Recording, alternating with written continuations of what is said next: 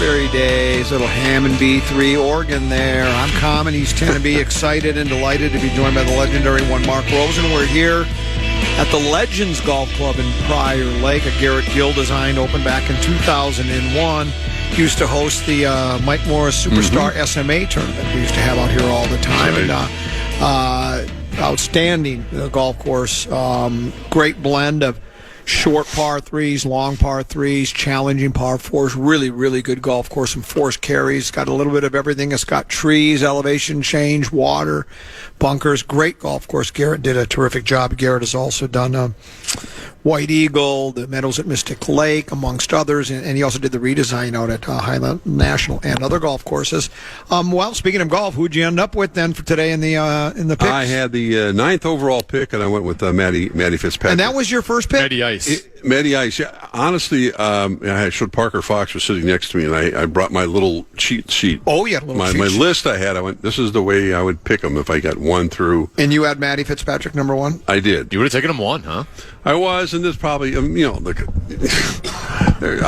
the golfers that were taken ahead of him, any of these guys can win it. There's probably a dozen or more that can probably actually win this tournament. But I was reading something interesting while I was having my little lunch out here, that the chairman of Augusta National was talking about, I think his disdain for... Oh, yes, disdain. That's a good word for Wordle. There's a disdain for Wordle, yeah. Disdain. It does. Thank you. That these 18-year-old amateurs are just getting out of their bed basically and hitting at 340. And I think his concern is, well, we can't tear down the Eisenhower tree or whatever. We can't lengthen this course anymore. Basically, is what he's saying. But I think his concern is going forward. That are these guys? Remember, they tried to tiger-proof Augusta National, and now all these young pups are coming up and they're smacking the ball three. You still gotta survive the Amen Course. You know the golf course better than anyone. As far as what goes on, and I hope they aren't going to make any other changes. But that's something that he just brought up, I think, in their annual news conference today. It's one of those ongoing stories about trying to dial back the golf ball. And they can do it. I mean, technologically, they could dial it back so that your drive is only going back like the olden days, going 250 or 275 or whatever. But most people are against that. And and again, I don't even think golf club manufacturers or ball manufacturers per se are against it, because it wouldn't be for the general public. It's not like all of a sudden no. It's just for the top pros. If I hit a drive really good and I'm comfortable hitting it farther and straighter with my new Ping driver, I can push it out there 240, even occasionally go close to 250. But so if they dialed back the ball for me, now I can only hit it 220. Right. No, that wouldn't be any good. But so for the average, but for the regular players, because it does turn some of those, especially the landlocked, like your iconic courses, old school Parkland styles like Wingfoot. Wingfoot, there's no more property to build on. Right. At Augusta, I think they just buy people out around there to say, we'll buy your property. How much? We'll give you several $1 million. They do it, so they have some land left, but at these others they don't. And so, right now it doesn't seem like I wouldn't say right now. Spectator golf, the PGA Tour, I don't think they're struggling right now very much for spectators and viewers. So I think for now it's still good. But yeah, I can understand why people. I mean, and the thing is it's like you're hearing a guy will hit a drive and he goes, he's got 225 to the pin. He's hitting 8-iron, and you're like 8-iron. I don't have another club in my bag other than a driver that can go 225. Go that far. But that's also because I think a lot of times in the golf industry too is like, what today's 7-iron was like 5-iron back in the old days, or a 6-iron. They can change the loft just ever so slightly. So, but then you can't hit the ball as high either. So. There's so much history, the uniqueness of watching this tournament. And, you've been there, I've been there once back in 94 when, I think now the late John Harris, right? I mean, was the U.S. amateur champion, and we got a chance to go there and cover him in the tournament.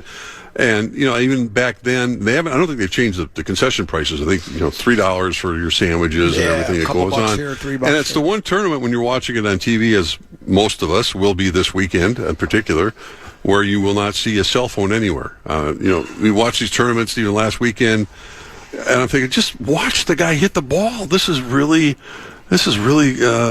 incredible to watch. Gary Woodland finishing up this historic win and emotional win. But everyone's on their phone, taking recording it as if you can follow the ball with your little cell phone. Well, you're not going to see that this weekend because they don't allow them on the course, right? So, at least I don't think they do. I don't think you don't see people. No, you can't. No, you don't have a phone in sight. And Lieber's getting ripped. It says, Lieber this morning during the Masters picks claimed that Rosie goes off the board, meaning Rosie doesn't just pick any guy with the best odds. Then Lieber, with the second pick, claims he too is going to go off the board with his pick. And who does he pick? The X-Man, Xander Schauffele. That's not going off the board. It was. Was he joking or was he serious? In his defense, it was tongue-in-cheek, yeah. Oh. But, I mean, Sauce was, I think, legitimately irritated at Lieber. He's been irritated at him since the pass interference call back in 2009. What was he irritated about him with him today? Because the fact that he kind of poo-poos all these pools. The drawing that we have. He doesn't like doing it because he feels like, I'm never going to win. Well, then why does he do it? I think for the Masters he decided to do it. So, and of course, then he ends up getting the second overall pick, and Sauce lost it. Well, and then Sauce is at 12, and he takes a guy that's probably going to withdraw before he tees off tomorrow. What is he thinking about? I mean, it's one thing if you say, why would you take Colin Morikawa when in his practice round he went around the course with a wedge and a putter because he can't swing the golf club? No. Sometimes Sauce does things for the bit. I mean, he's just not very smart. But to do things so he can tweet it out, and if Morikawa withdraws it on the first hole, then he's got a lot to talk about. But I'm thinking, if you're participating in this thing, and there's still a lot of really good golfers out there. Tenemy, do you have breaking news? No, I was just going to add on Morikawa because I'm looking at the betting odds right now. He's 11th still in betting odds. Is he really? For where Sauce picked him, and that's where Sauce is basically picking today, was around 11. So it's not that big of a stretch of reach. Yeah, but somebody looped me in on the picks, and nobody selected Patrick Reed. No, and that.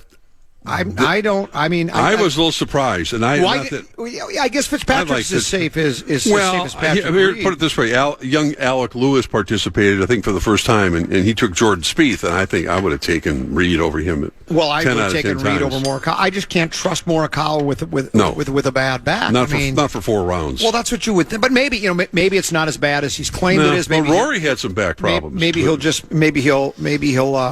be just fine. I was listening to a guy. I think he just wrote the book on Rory McIlroy and his very modest upbringing with his parents, and the blue collar working. So anyway, he wrote the book on like you. Pretty much, yeah.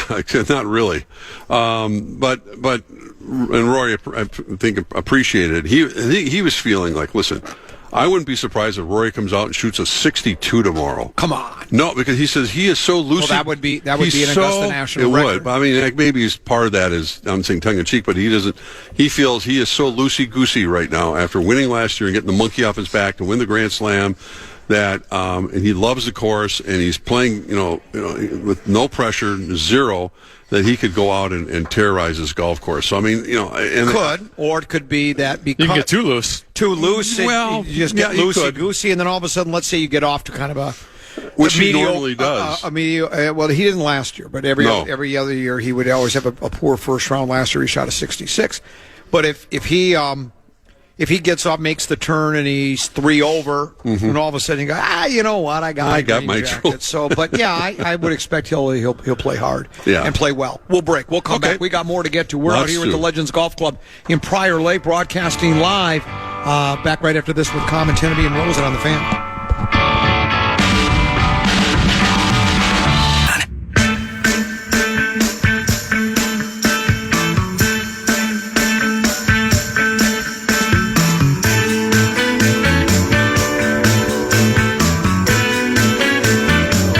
Today's Legends Golf Club out in Prior Lake. I'm Common. He's Teneby. Mark Rosen here as well. Twins playing well enough for you now? You want to rip them some more? You spent the last year and a half, 2 years just tearing the club to shreds. Matter of fact, it was 2 or 3 days ago when I mentioned about watching the game. You guffawed about even spending any time watching the Twins. What'd you think? This is funny coming from Common. What do you think of talking to me about baseball? What do you think of Taj Mahal now? Taj Mahal fits the bill pretty well. How brilliant was he last night? He was very brilliant. Outdueled not the one time, but the 2-time Cy Young Award winner, number 5 and 6, beating the defending division champion Tigers 2 games in a row. What do you think of your Minnesota Twins now? That trade's looking pretty good. Was that the Griffin Jacks trade, wasn't it? Yeah, that's it. And I was just talking about Griffin Jacks, watching him the other night. Yeah. Thinking, man, we missed this guy. Yeah. Then Taj Mahal shows up last night. Yeah, he looked very much in command. And that's the kind of, call it risk-reward you take when you're in the position of the Twins, where you're going, well, the guy's been struggling.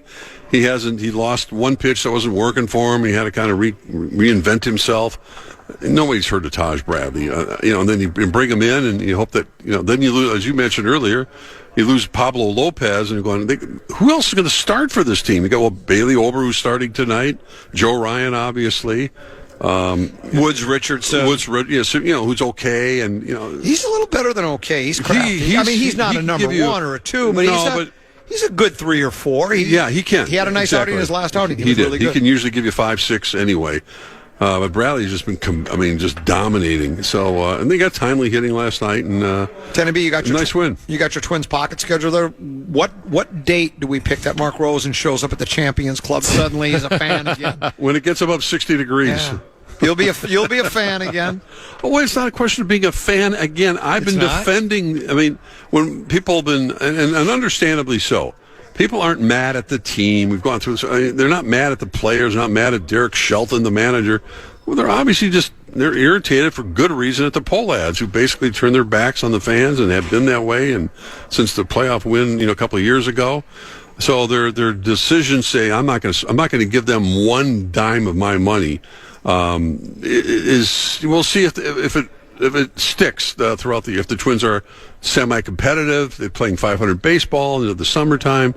They're 3-4 games out of first place.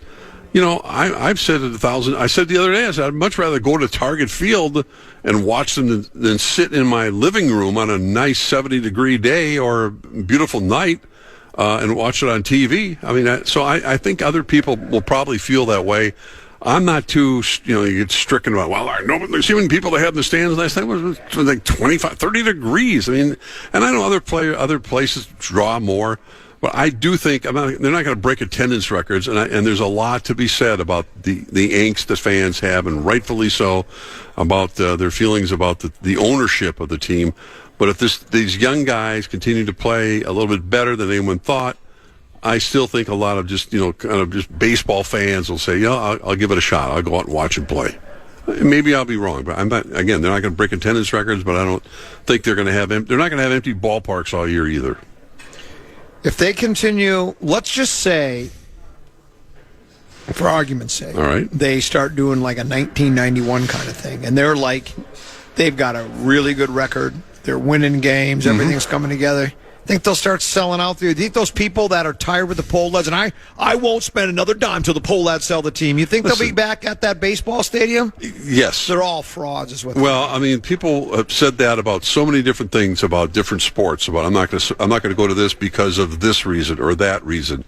It happens a lot. Now, the Pohlad thing runs a little deeper because I think they really do feel, the fans feel betrayed. As we've talked about after their playoff, they finally broke the playoff streak a couple of years ago, and they decided to spend their money on paying down some other problems they had within the Pohlad empire. But yeah, I think there will be. I think there will be a lot of people that will go and go watch the team, and if they're give them an exciting product, people will go out and watch them. They just will. I'm not going to draw 40,000 a game, but they're going to get 25, 26,000 a game, whatever it might be. Yeah, I think when the weather turns, maybe the key thing is usually around Memorial Day. We've always said when the kids get out of school and now you got more of a normalcy with your summer schedules and summer camps and all the rest of it. We've talked about it. I said, with the playoffs starting in both basketball and hockey, those teams are rightfully going to get the lion's share of all the publicity right now, as long as they're still playing. The Twins will be in the background, and then once that's over with, hopefully it'll be a long spring, along into maybe even summer. especially for the Wild, people will go to the games. If you don't start going to games, it's going to be your fault why the team doesn't ever spend money on the poll doesn't ever spend money. That's according to Suhan in his column. Last week. That it's going to be the fans' fault. Yeah, I didn't read his column. I saw the headline. I don't know how I missed it. He mentioned pull-out pocket protectors. He did. Yeah. Did he really? Yeah. That's great. He knows. The whole piece was he was being a mediator between a marriage counselor between Twins fans and the Pohlads. Yeah. It was clever. I didn't mind it, but he did mention pull-out pocket protectors, so he's definitely aware of the phrase that I created. Yes, you did. All those years ago. Tonight it's Framber Valdez against Bailey Ober. Valdez is another really good pitcher for the Tigers. I think he's 1-0, and I think he's something like a 0.7 something ERA. So he's got some talent, and the team's got some talent. But I'll tell you what, I like what I'm seeing right now. I watched some of it last night. Yeah, I mean, the Keyshow kid is an exciting ball player. He plays like reminds me of a young Bobby Witt. Really? Yeah. Your favorite player, Bobby Witt Jr. Bobby Witt Jr. from Kansas City. But no, Keyshow does have that. I'm so happy to be here. To me, I think about him as when Danny Gladden came here from San Francisco, and Gladden ended up obviously being an integral part of a couple of World Series titles. Just that aggressive nature of his when he was at the plate, in the field. And just kind of a take no prisoners. Always got his uniform dirty. Keyshow reminds me of that kind of attitude that he plays the game with. And so does Witt. In the few times I've seen him play on television, it is probably all baseball franchise, but certainly the Twins do this where, we've got all this young talent, and wait till you see this kid, and they bring him up, and kids show some flashes, but then all of a sudden he just becomes just an okay ball player, and maybe has an okay career, or gets traded, or leaves via free agency. And that happens a lot. Like I'll even use, right now, the Royce Lewis is kind of the poster child for that. I mean, he was the number one ranked prospect in all of baseball. Yeah. He's got out to a quick start, but it's been a struggle since then with injuries and some slumps, and certainly not giving up on him. But Keyshow seems to be, at least for now, he looks like he might be for real. This is like, I don't want to say can't miss, but of all the prospects they've come up with in a long time, they have to go back to Buxton because they basically said he was can't miss. And when he's healthy, he is really good. His problem has been he's been injury riddled almost in his entire career. That's been Buxton's problem more than anything else. But I think Keyshow does it. He looks like he has a chance to be a high-end kind of a guy, real quality ball player. Probably the easiest guy in the lineup that Shelton has the right not put his name in there every single night. Did you say Sheldon? Shelton. Oh, Shelton. I thought you were talking about Sheldon. Sheldon Burns. Yeah, I thought you were talking about the doctor. Yeah. Let's take our final break of the show. We'll come back on a couple of other items to talk about. Wolves, Wild, both winners last night. That's all they do. So we'll talk about those two playoff-destined, playoff-bound teams in the winter sports category. We'll take a break, come back with more. It's Mark Rosen, Common Man in Tennessee, live from Legends Golf Club here on The Fan.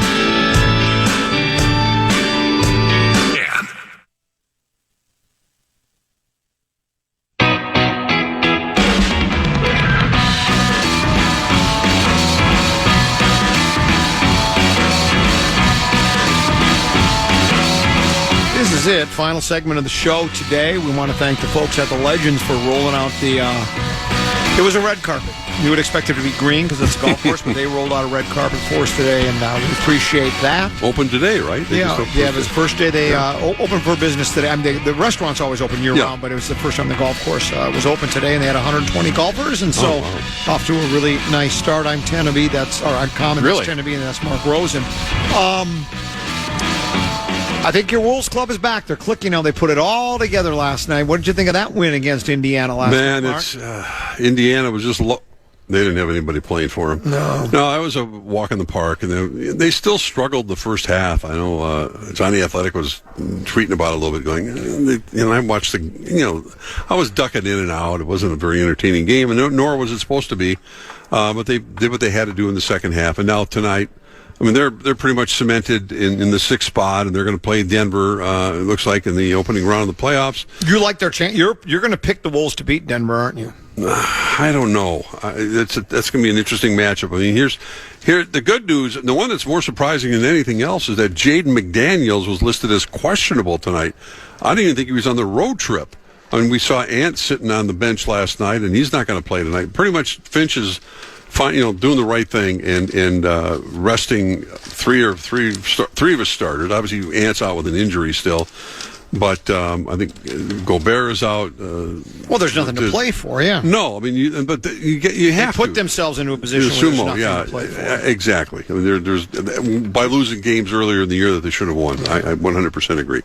But now you're at that time where there's no need to push the button at all. Get ready for the postseason next week and see what happens. I mean, they will be. I mean, they're pretty much where they were. Really, the last couple of years when they went to the Western Conference Finals. The difference in my mind is I don't think this team is a little more injured right now. We don't know what Ant's situation is going to be, or McDaniels. I think they still. Nas Reed, isn't he still got a little bit of a shoulder thing going on? He looked better last night. He's going to play tonight for a while anyway. Berenger will play because I think Gobert is going to. I don't think he's necessarily taking the night off, but he's not starting. Is he hurt too? No, he's fine. But I think that they're interesting. I think the sumo gives them an element that they just haven't really had before. You like him?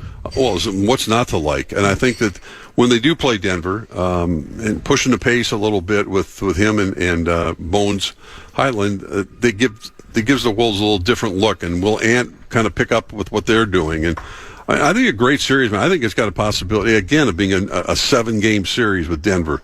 They just seem to bring out the best in each other all the time. I'm taking the Wolves in 5.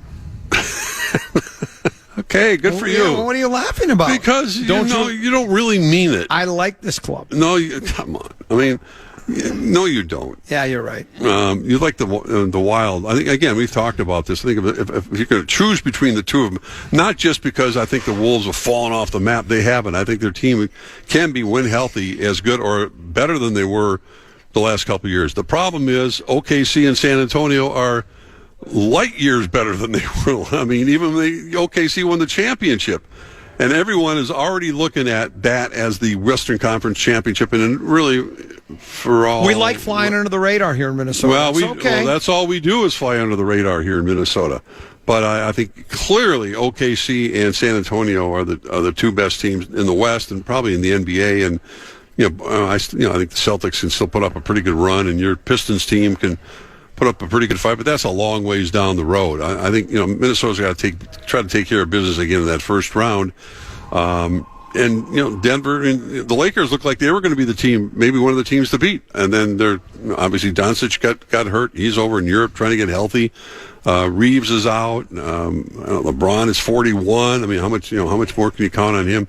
So the Lakers are probably not. They're in the 4th seed right now. They're tied with Houston, basically for 4th and 5th. I think LA may have the tiebreaker, but I don't think anyone's looking. They look like a first round exit, and then you get maybe a play-in team. Steph Curry just came back for Golden State. You like Steph? Well, it's Steph Curry, but can Golden State somehow resurrect their past and get through the play-in games to play one of these other teams? Factor. No, they're not. No, they're not. I mean, if you look at the other teams, Phoenix, the Clippers, and Portland. All non-factors. Yeah, they really are. I mean, it really is just true. I mean, Oklahoma City and San Antonio both won 60-plus games. I mean, and what's going to stop them from – who's going to beat them 4 times in a series? The Wolves. Well, they'll have an opportunity if they get past Denver. Esteemed columnist, Fisher Out Factory West Side, Chip Scoggins, text and talk more than most people you guys know. He's a fellow Woodburyan. Yep. He wrote a piece yesterday that as Timberwolves approach playoffs, there are a lot of ifs, and there are plenty of ifs. Mm-hmm. But he says it can be summed up in these 2 sentences. Actually, there's 3. One is a 1-word sentence, the other is a 2-word sentence. It says, can the Wolves pull themselves together and become a threat in the playoffs? Yes. Will they? No clue. And I think that kind of sums it up. I mean, they can. I've talked about that over and over again. Teams sometimes, I don't know if it's like they feel they can flip a switch, so that's why they kind of don't always seem to put out that 110% effort, or if it's just they hope they can flip the switch. And teams have been able to do it over the years. I can't name any specifically, but over the years of organized team sports, amateurs and pros, there have been teams that have been able to all of a sudden, they're maybe struggling a little bit, and the next thing you know, they flip a switch and they're a completely different team. And that's kind of like I feel about the Wolves. I know they have all the potential. They're basically this, for the most part, same team they've been in the last couple of years. Most of the same players coming back with it, a change here or there. And yet they've just struggled. And the injury thing, I think, is maybe the thing. I don't know how healthy Ant really is, how much that knee will bother him. McDaniels, I know he's questionable, but that doesn't mean he's 100%. Well, guys come back from injuries. He's going to play. Doesn't necessarily mean they're at 100%. So I don't have a clue what to expect from the team. If you were asking me to lay down money on it, which I won't do, but if you did, I would say, I don't think they're getting to the Western Conference Finals this year. I don't think they're going to do that. But if they didn't, I wouldn't be stunned either, because that's just the way the team is. This year, more than even the last couple of years, there's not just one, there's two. I mean, really good top-tier teams. And that, after watching OKC San Antonio play, was it a week ago Saturday, and people said that was like a championship game, went to overtime, and even Wemby said, man, that was a lot of fun. That was great. That's the kind of competition we need. That's the kind of game we needed, and I hope it serves us well in the postseason. I mean, as long as that young man can stay healthy, San Antonio has a shot. They're the only team that I think legitimately can handle OKC in a 7-game series if it goes that long. They're just OKC's got. You've talked about. They're 10 deep, not just with SGA and obviously our guy Chet Holmgren, and they just keep coming at you in waves, and they play great defense and. I don't know. It's the wrong year to try to be for the Wolves to kind of turn that switch on and get back to the Western Conference Finals. I hope I'm wrong. I just don't see it happening right now. I mean, unless Ant can play. We all know what Ant's capable of, and he can put the team on his Kirby Puckett back and lift them to new heights. But and I think DeSumo gives them an element they haven't had. He's real. That's a great trade they made, that Tim Connolly made to get that young man here, and he could certainly be the X factor as well. But beyond that, I can't see them. Again, that's what I was talking about. If you look at the two teams and the Wild they're playing, they're going to be playing in Dallas tomorrow night. It looks like they'll probably end up playing on the road. But Ten, I know you've said 100 times, that. I think home ice is really overrated in the NHL. I mean, in terms of, I don't know what the stats are to prove it out, but I don't think the Wild are too afraid of going to Dallas to open the series. And man, that would be fun. I was asking Gorg this morning. I said, "Well, everyone's talking about the Wild and Dallas. Who does Colorado going to have in the first round? They do have to play a first round series. They don't get a bye." And he's talked about Nashville possibly, and isn't our guy Andrew Burnett hanging around the Nashville Predators? He's the head coach, yeah. Yeah, that's what I'm saying. He scored that goal against Patrick Waugh, put him into retirement against Colorado years back in 2003. You remember it like it was yesterday, don't you? It was a fun. They were down 3-1 in the game. I actually do. I do remember. It was a where were you moment for me. Yeah. I was at that arena. Sad that you guys have to live in the past. Yeah, that's all we have. It's all us Wild fans have. And that's your highlight. Yeah, that's it. Getting to the Western Conference Finals. Think about it. Really sad. Yeah, then they got shut out by Anaheim in 4 straight. So, yeah. Almost shut out in every game. Pretty much. They only scored 1 goal in that series. Well, Giguère was using those legal goalie pads. Yeah. They were the size of... Well, at the time they didn't have any rules. They did not. It's a fun time. It's what you wait for. You wait 82 games for both these teams to get to this situation. And you like parades? Do you think the Wild can win the Stanley Cup? Yeah, I think for the first time we can say that. I think they can. It'd be nice. First of all, first things first, we got to get past the first round series. Well, I'm not concerned with Dallas. I know you've mentioned that. Yeah, they should beat Dallas. They really should. It's going to be fun. They should? I think they should. I think they should. I think it's more coin flippish than should. Well, I think they should. That's what I'm Listen going. to this man right here. He's the soothsayer right here. I'm not one of those. I'm not. I don't teeth chatter. Why not us? Why not? No. Dallas should be worried about us. Do you think fans teeth chattering in the stands at the rink, at a home rink, could have an impact on. Yes. Right? Because I feel like Minnesota sports in general, and then even more so with the Wild, because of all the first-round exits, like, can you feel the anxiety from the fans, and can that have an impact on players' performance? I know somebody who actually believes that. Who's that? Someone I know. I don't disagree with it. That the fans pick up on the anxiety of the fans? No, the players pick up on the anxiety of the fans? Yeah, because, if you're... Shoot. If the Wild lose game 1 at home, let's say we have home ice advantage, we lose game 1 to Dallas. Right. And then game 2, we're down 2-0 in the first. You know what the fans are thinking. Oh, boy. And you can sense it in the crowd. It's the same thing of... And so you think that affects the players? I think it could. I don't think it does. If it does... It's the same way, like... If it does, I don't want you yelling shoot is very unnecessary. All you're doing is creating more anxiety. Well, no, but then they don't shoot, so they're not listening. I don't think... They are the most talented athletes...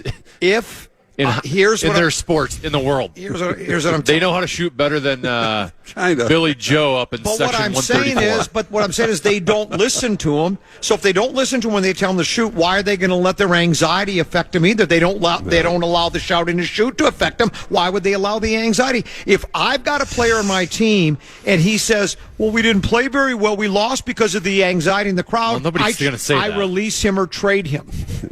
I don't want him on my team.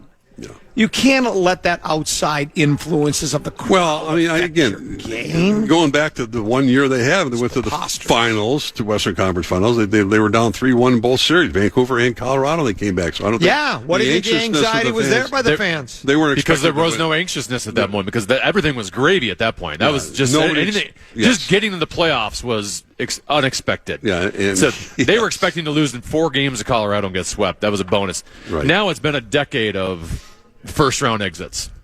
Yeah, and the expectations. I'm telling you. I think that the Quinn Hughes. I'm not saying this. I'm not saying that Quinn Hughes is going to fall for it, but there is anxiety in our fan base. Well, yeah, but I don't think that. I just don't. Not with me. I don't think the team senses that, and then they all of a sudden play down to the anxiety level. They might just feel a little extra pressure. What does Aaron Rodgers say? RELAX, relax. Well, I wish our fans would do that. Yeah, but what I'm saying is that's what Rodgers told the fans, and then they won the game. It's like you can't let the fans affect. You're weak-minded, man. If you're an athlete and all of a sudden the fans are feeling anxious and they're depressed because you're behind. And you go. Sounds like our fans are weak-minded. You go. Yeah, but what I'm saying is, but as a player, you can't let that affect. It won't be affecting. He thinks it can happen. He thinks the players sense that and then curl up into the fetal position. No. I don't believe it. Oh, I've witnessed a lot of first-round exits. Yeah, but I witnessed a lot of curling up the field position. Team, but I don't believe it's because of the crowd. It's all about the results. But this team does feel different. They're built differently. The moves that Guerin made. It should be the best team in franchise history. You 100%. Like this club a lot, I think. I'm starting to get the feeling that you like this. Well, I like the way they built this team. And they're going to, Guerin and Heinz are going to have, little, not saying tough decisions to who's going to end up in the press box watching the games and not on the ice. That's a good problem to have. Well, it is. But I think the moves they've made, they got the ruggedness that you need in a playoffs. You got to have the penalty kill. You obviously have to have the goaltending, and that's still a little bit up in the air. You can ask Gorg and all the Russos of the world. Ask Tenneby. Tenneby's about how they're going to. Maybe Wallstead maybe should get the first start, but I still think it's going to be Gus. I don't want Wallstead if he's feeling the anxiety of the crowd and starts playing down to that. Probably the goalie's fine. Yeah. Now. Yeah. Let's say the Wolves falter and let's say bounced in the first round of Denver. Will we see you in St. Paul more often? If the Wild continue to win games and move on. I'm hoping to go to St. Paul either way, but not in the first round. I won't be here. I told you I'll be. No, but I'm just saying. Yes. Because I don't think you've been to a Wild playoff game in your life, have you? I've covered every single one of them. What are you talking about?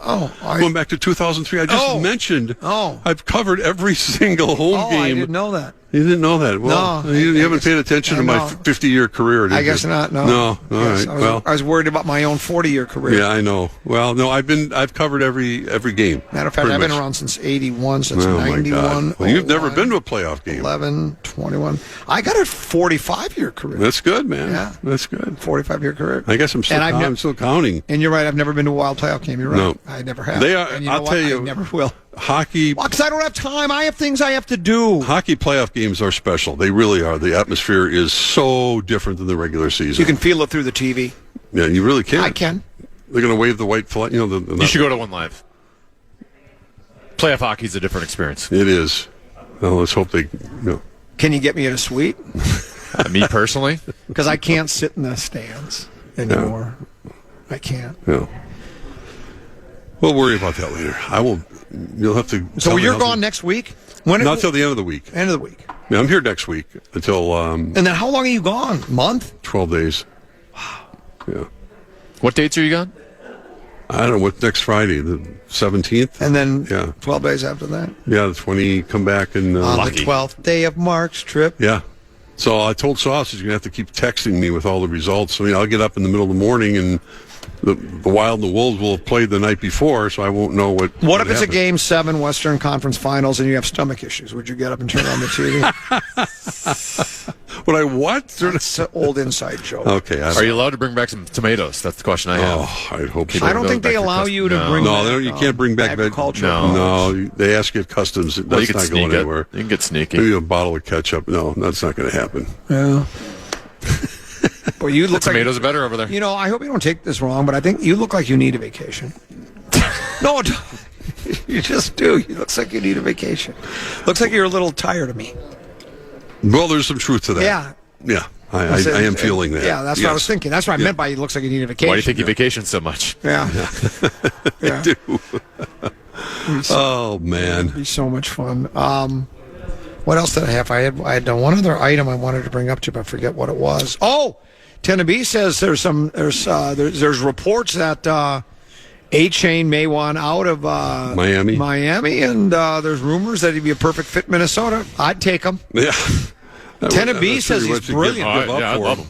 That's one of their missing links is getting a real established running back, and how they're going to fit that bill, whether it be the draft or if there is someone out there in free agency or potentially a trade. It's been a very quiet time right now in the NFL, totally in the NFL. So a lot of it probably won't heat up again until the draft, which is also not a few weeks away. So that is when more trades will occur, but. I don't know what Miami would expect. They're having a fire sale right now. Yeah. All their star players. So the amount they're paying Tua over like the next year or two is astronomical. Yeah, they really put themselves in a box. Will you be back for the NFL draft? Or No. That's for Sauce will be giving me my sources. Yeah. Who better than Meat Sauce to give you the draft information? He said, I talked to him on the phone the other day, and he said, I love the draft, and I don't apologize for it. I think it's great. Of course. Well, that's good. He's passionate about that. Though he's never seen any of the players play. Well, who has? I mean, you see some of them. Generally, people that love the draft have watched. They break he's down never film. Seen a college football game in the last 25 years, probably. He doesn't watch college football. He watches the Gophers. I think. He does? Yeah, I think he does. Anyway. Well, tomorrow we're back in our newly painted studios, I think, because that's what they're doing. They're Tom Sawyer in it right now, putting some whitewash on. Is it going to? I don't know. Over the brick wall? I think the brick wall's coming down. I was told, and I thought we loved the brick wall. Yeah, so the brick wall's coming down. I think the red paint's coming down. It's a complete facelift of the entire place. So I'm anxious to see what it looks like. I think Big Ticket's back in studio, and he'll be there. But if it's paint, what about the paint? Is it done? Well, I don't know if it's done. Yeah, we'll find out in a few minutes. Yeah, but we will. We'll be back tomorrow? We'll be back in studio tomorrow, and then won't be long before you're on that big old jet airliner. Yeah, well, I got all next week. So. Yeah, I know, but still. That's all right. You pack light when you go on vacation?